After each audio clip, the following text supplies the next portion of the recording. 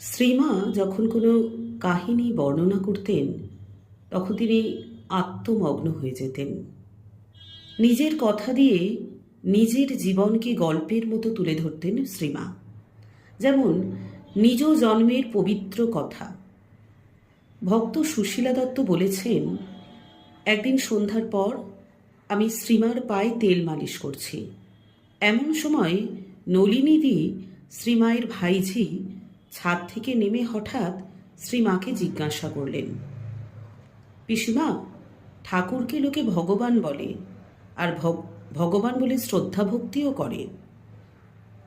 তা না হয় মানলুম, শুনেছি যে তার মায়ের গর্ভে হাওয়া ঢোকে তার জন্ম হয়েছিল, কিন্তু তোমাকে লোকে এত দেবতা বলে মান্য করে কেন? শ্রীমা উত্তর দিলেন, আমার মা আমার মামার বাড়িতে বেলতলায় শৌচে যান। সেই সময় দেখেন এক ৬-৭ বছরের পরমা সুন্দরী কন্যা বেলগাছে ঝুলছে। দেখেই মা বসে পড়েন।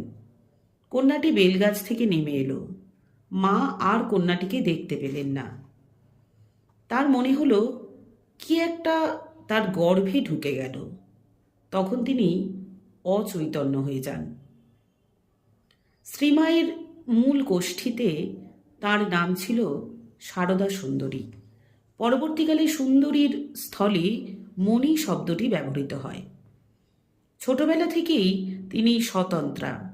তার জীবনী তো এক কাব্য, এক গল্প।